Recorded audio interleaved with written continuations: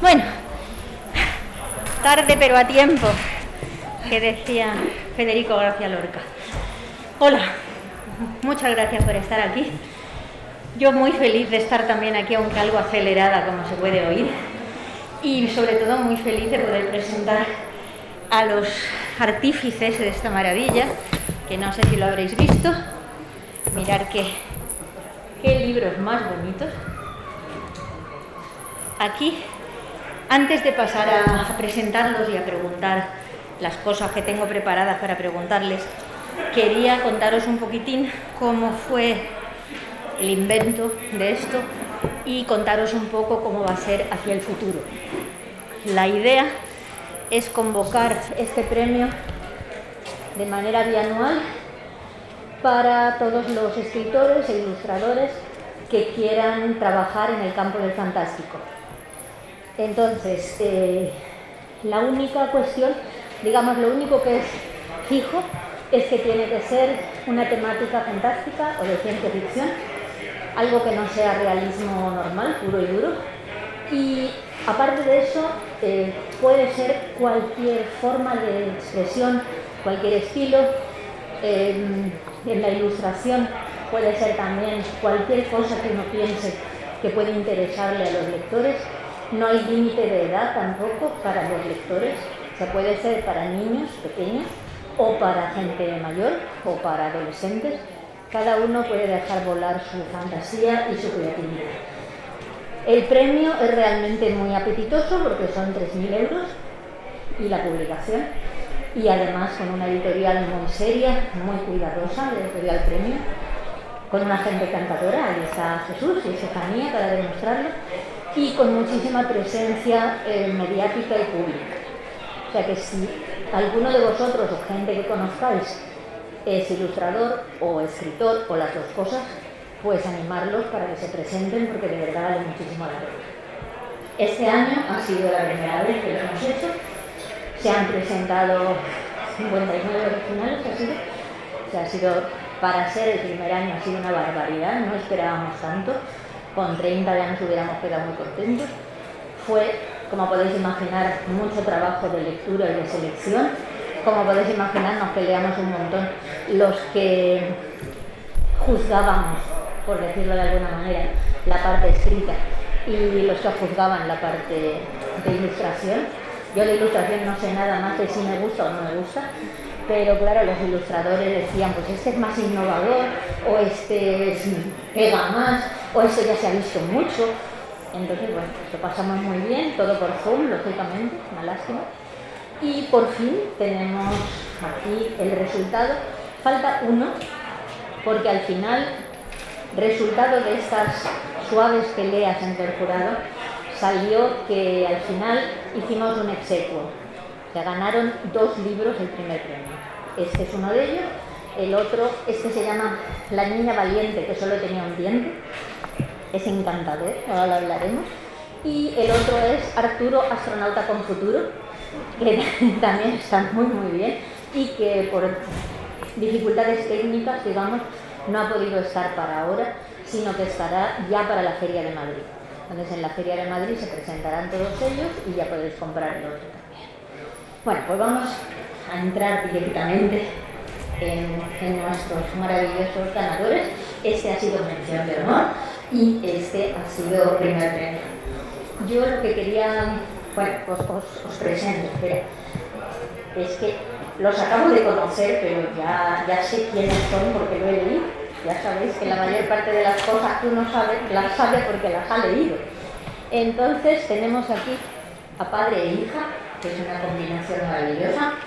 Tenemos a Guadalupe Pinos y a su padre, Martín Pinos, y su madre anda por aquí también, pero no sé, pero no sé si ella ha colaborado en el libro o no, ahora nos lo diréis. Guadalupe es ilustradora y trabaja también como profesora, sobre todo en el mundo de los videojuegos. Y Martín es doctor en Ciencias de la Educación y experto en una cosa muy rara que luego nos puedes contar si quieres, que es gestión emocional. También es Premio Nacional de Innovación Educativa, que es una gran cosa cuando uno escribe libros para niños, porque no sabe por dónde anda. Y ahora también dejaremos hablar, por supuesto, a Lucina, que es la ilustradora de Marte te necesita, es polaca, y a partir de, creo que del 2020, es cuando has empezado a publicar seriamente todo tipo de ilustraciones, y también ha coordinado un libro, un space opera, que se llama Dentro de un agujero de gusano, o sea, ha sido el último trabajo. Bueno, pues entonces vamos a empezar. Yo quisiera lanzaros una pregunta a los tres y que vayáis contestando. ¿Qué importancia le dais vosotros al fantástico, a la temática fantástica, sobre todo cuando se trata de ir, digamos, contagiándole el fantástico a los jóvenes, ya desde el principio, niños, jóvenes? ¿Qué importancia tiene la literatura fantástica a lo largo de la vida para ser un ser humano completo, digamos? Sí, venga. Buenos días. Sí, se oye, ¿verdad? Vale. A ver, fantasía e imaginación van de la mano, y al final, si hablamos de fantasía, en el ser humano, no solo en el libro, en el ser humano, estamos hablando de esa parte tan importante de nuestro pensamiento, de nuestra condición, que tiene que ver con recordar pero hacia el futuro. La imaginación no es otra cosa que ser capaz de crear, pero desde nuestros recuerdos. Así que, acércatelo más a la ¿sí? boca porque parece que no se ¿ahí se ve? Mejor. Vale, decía que la imaginación no es otra cosa que recordar hacia el futuro, que crear, pero crear, como no podemos hacerlo de manera a partir de nuestros recuerdos. De hecho, incluso los mecanismos neurológicos que ponen en juego la fantasía, las partes del cerebro que la activan, coinciden bastante, no solo parcialmente, sino bastante con las áreas que tienen que ver con la regulación de los recuerdos, con la memoria. Ser capaz de potenciar, animar a que las mentes de nuestros chavalitos sigan siendo divergentes, puedan estar en ese ámbito de lo novedoso, de salirse de la pura racionalidad que al final encasilla. Creo que buena parte se debe al arte en general, y dentro del arte obviamente también a la literatura, también a la ilustración, y en ese componente de poder unir ambas cosas, ilustración y texto, que es lo profesional, un ilustrado, creo que es una oportunidad maravillosa para poder potenciar la imaginación y la fantasía en nuestros chavales. Muy buenas. Yo sí que podría decir que la fantasía para mí ha sido, desde muy pequeñita, un mundo donde vivir en mi cabeza, y sobre todo de generar personajes, que al final, yo como trabajo en el ámbito de los videojuegos, pues es generar mundos donde la gente puede interactuar, y más a nivel literario es que es lo mismo. Al final todo es adaptable, pues tanto a libros, cine, la imaginación es increíble, y es a donde podemos acudir como a refugiarnos, a divertirnos, e incluso nos lo llevamos luego a nuestro día a día. O sea, yo lo siento que es como una especie de proyección de lo que tenemos dentro, solo que sacado hacia afuera. Para mí es una maravilla poder darle eso a la gente. Hola, buenos días. Siempre fascinando lecturas, historias de aventuras, fantasía y ciencia ficción. Me encanta tipo de lecturas como videojuegos, literatura de aventura. Y con Marte te necesita queríamos crear algo diferente. Para que dejamos de ser espectadores para ser protagonistas. Así que un lector tiene que unirse a una misión y resolver juegos y enigmas, y también aprender las curiosidades de Marte. Muchas gracias. Parece que todos estamos muy de acuerdo en lo que es la fantasía y la necesidad de la fantasía desde muy pequeño. Ahora, la pregunta para mí es una cosa técnica, digamos. Es algo que yo apenas me puedo imaginar, y por eso lo pregunto a vosotros. ¿Cómo se concibe un álbum ilustrado cuando lo hacen dos personas? O sea, cuando uno hace el texto y otro hace la ilustración. ¿Se empieza por la ilustración, o se empieza por el texto, o se hace a la vez, o discutís mucho, peleáis mucho, descartáis ilustraciones o descartáis texto? ¿Cómo funciona? Bueno, en nuestro caso, el ser hija-padre, ya os podéis imaginaros lo que complica la historia y lo que la facilita también por una parte, ¿no? Pero lo que complica la confianza, el exceso de confianza.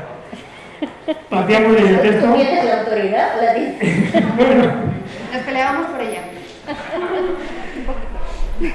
lo primero fue el texto, porque el texto de hecho nace para un cuento motor, para trabajar con los niños en la escuela, y fue un material de trabajo de aula.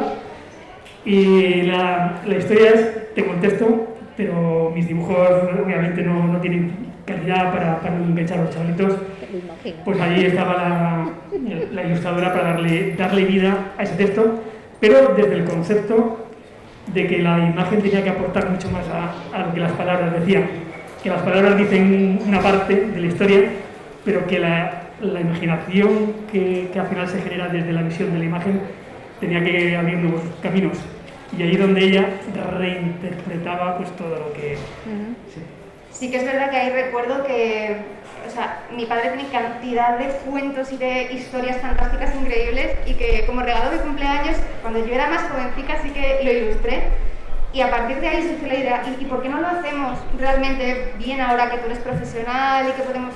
Y a partir de ahí pues empezó nuestra pelea de amor-odio en el cual salió esta maravilla, de la que estamos muy orgullosos. No, está claro que ha funcionado muy bien. ¿Y en vuestro caso cómo lo hacéis?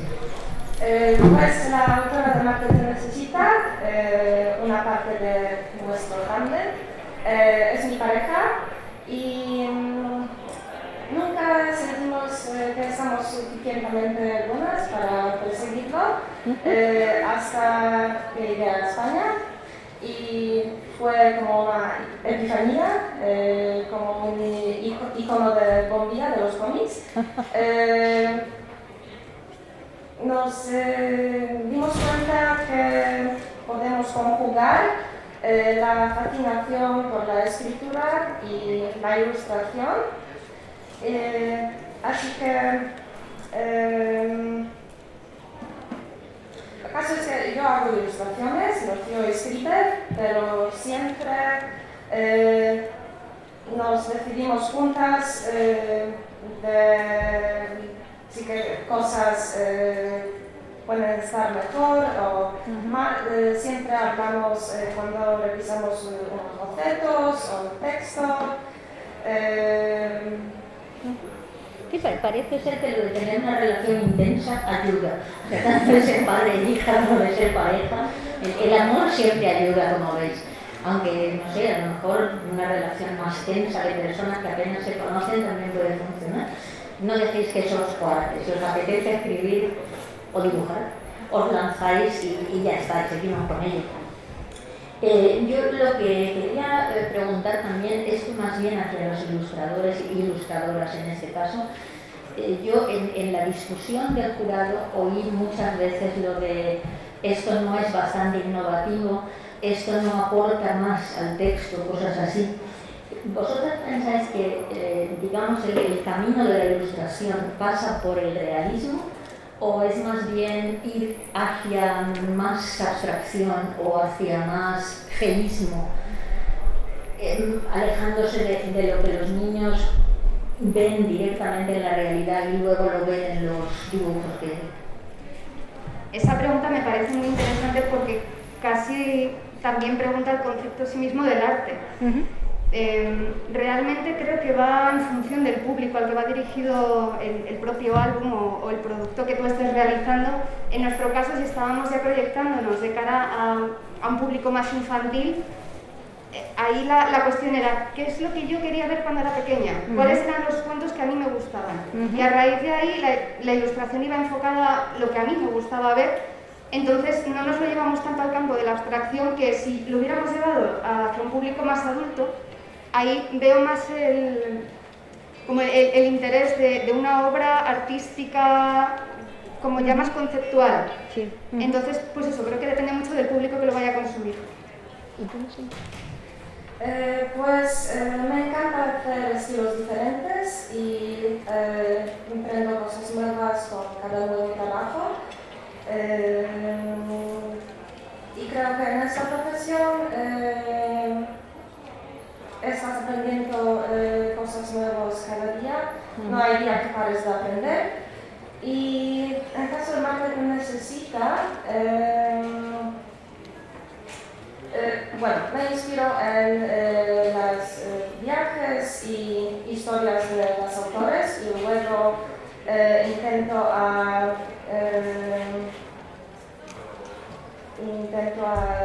incluir sus historias en mi propia experiencia. Y con Marta que necesita queríamos crear algo para que los niños puedan leer por puro placer y para cultivar la imaginación. Y me encanta hacer dibujos para que los lectores puedan vislumbrar mis ilustraciones, realizar mis sueños, mis sentimientos, alguna cosa onírica.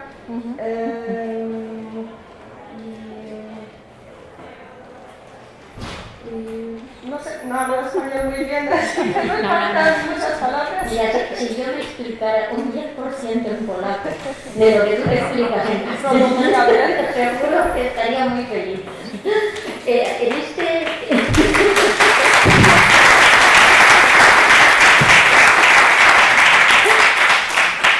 En este primer fallo de jurado hemos tenido también la suerte de que uno es claramente ciencia ficción y uno es claramente fantasía.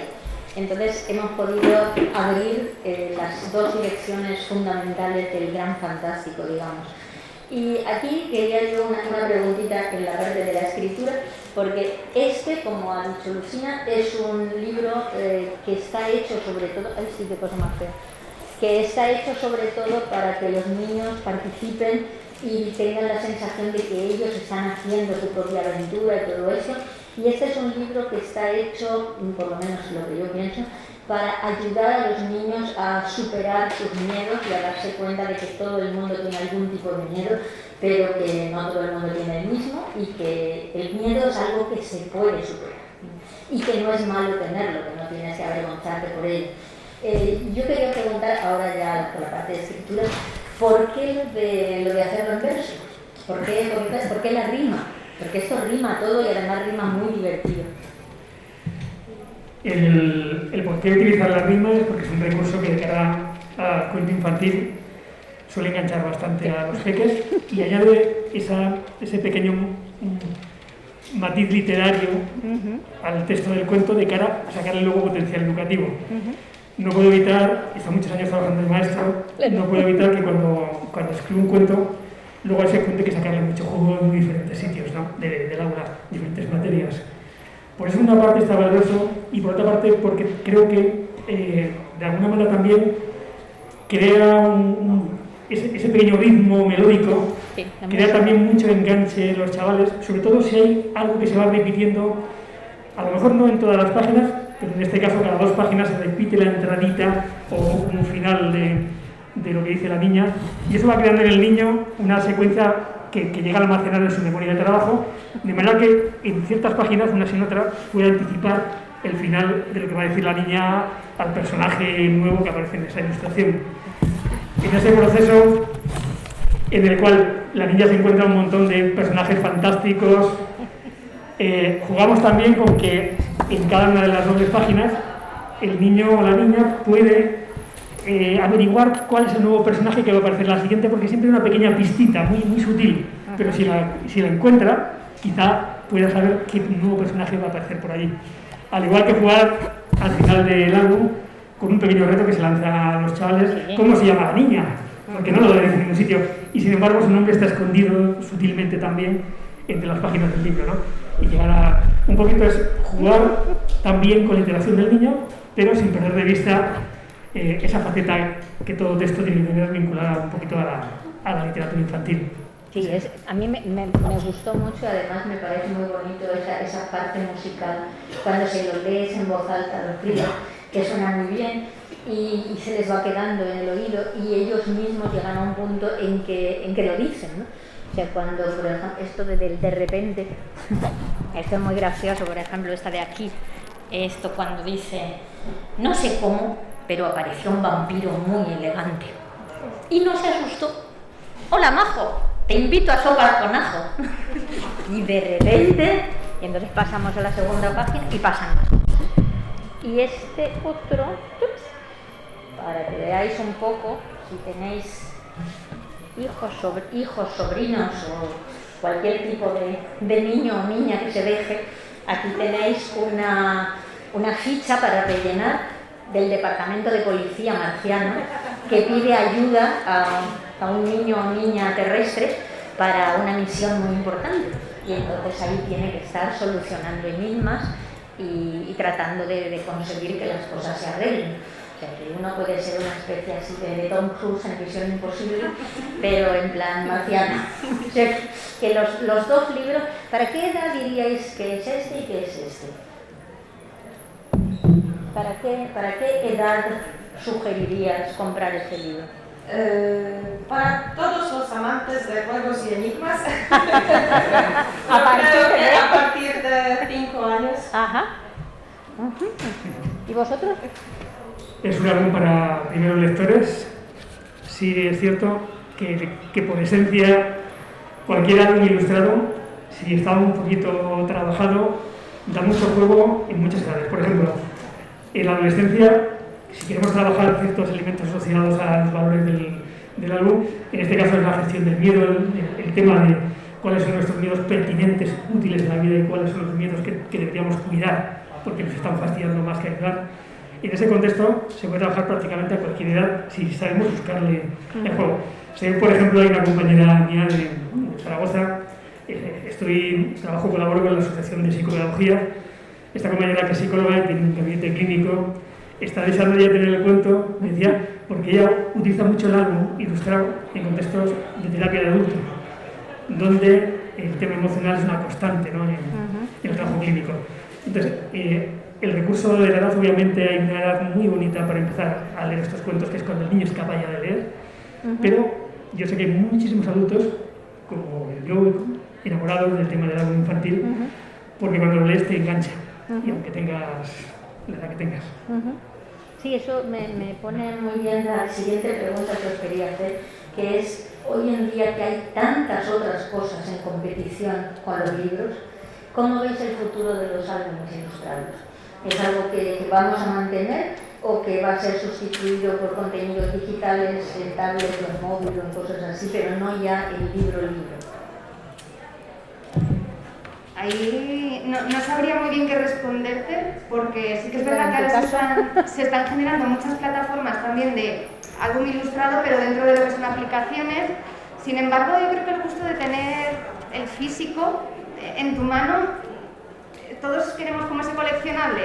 A veces pasa incluso, bueno, me lo llevo a mi terreno, que al final es un poco lo que entiendo, en los videojuegos te lo puedes descargar online, pero luego a la gente que le gusta tenerlo en físico siempre se lo acaba comprando. Entonces creo que va a continuar el formato del libro, porque es que gusta tener algo que poder tocar.